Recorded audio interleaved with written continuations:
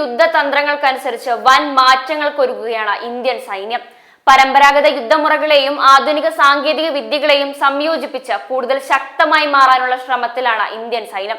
സർവായുധ ബ്രിഗേഡുകളും പ്രത്യേക ഡ്രോൺ യൂണിറ്റുകളും പ്രത്യേക ഓപ്പറേഷൻ ബറ്റാലിയനുകളും എന്നിവയെല്ലാം ഈ പരിവർത്തനത്തിന്റെ ഭാഗമാണ്. 2023 മുതൽ 2032 വരെയുള്ള സൈന്യത്തിന്റെ പരിവർത്തന ദശകത്തിന്റെ ഭാഗമായാണ് ഈ നിർണായക മാറ്റങ്ങൾ നടപ്പിലാക്കുന്നത്. ജൂലൈ 26 വിജയ് ദിവസ് ആഘോഷവേളയിൽ കരസേനാ മേധാവി ജനറൽ ഉപേന്ദ്ര ദ്വിവേദിയാണ് ഈ പുതിയ സംരംഭങ്ങളെ കുറിച്ച് പ്രഖ്യാപിച്ചത്. ഇന്ത്യ 79ാം സ്വാതന്ത്ര്യദിനം ആഘോഷിക്കുന്ന വേളയിൽ ഈ പരിവർത്തനത്തിന്റെ ആദ്യഘട്ടത്തിലാണ് സൈന്യം. രുദ്ര, ഭൈരവ്, ശക്തിബാൻ, ദിവ്യാസ്ത്ര തുടങ്ങിയ ആശയങ്ങളും മറ്റ് നിരവധി പ്രധാന മാറ്റങ്ങളും ഈ പദ്ധതിയുടെ പ്രധാന ഘടകങ്ങളാണ്. ഓഗസ്റ്റ് അവസാനത്തോടെ ഇന്ത്യൻ സൈന്യത്തിന് 5 ഭൈരവ ബറ്റാലിയനുകൾ ഉണ്ടാകുമെന്ന് സൈനിക വൃത്തങ്ങൾ അറിയിച്ചു.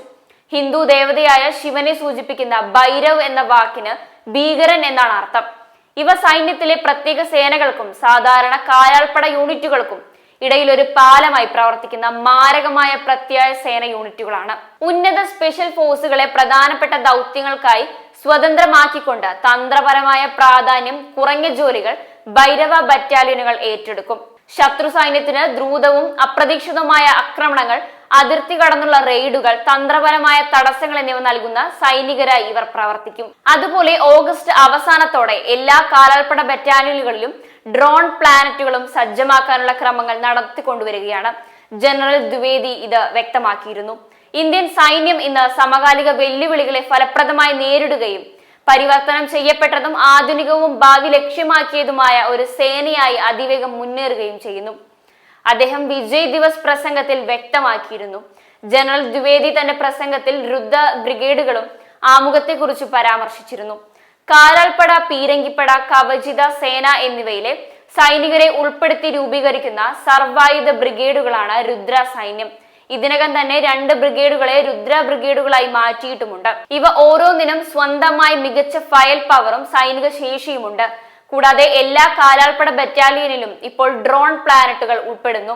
അതേസമയം ദിവ്യാസ്ത്ര ബാറ്ററികളും യുദ്ധോപകരണങ്ങളും ബാറ്ററികളും വഴി പീരങ്കികളുമായി ശേഷി ഗണ്യമായി വർദ്ധിപ്പിച്ചിട്ടുമുണ്ട്. ആർമി എയർ ഡിഫൻസിൽ തദ്ദേശീയ മിസൈൽ സംവിധാനങ്ങൾ സജ്ജീകരിച്ചിട്ടുണ്ട് എന്നും അദ്ദേഹം വ്യക്തമാക്കിയിരുന്നു. ശക്തിബാൻ, ദിവ്യാസ്ത്രം എന്നീ ആയുധങ്ങളും കരസേനയുടെ പീരങ്കിപ്പടയിൽ ഉൾപ്പെടുത്തിക്കൊണ്ടിരിക്കുകയാണ്. ആദ്യഘട്ടത്തിൽ കുറഞ്ഞത് 5 പീരങ്കി റെജിമെന്റുകളെങ്കിലും ദിവ്യാസ്ത്ര ബാറ്ററി ഉണ്ടായിരിക്കുമെന്ന് വൃത്തങ്ങൾ അറിയിച്ചു.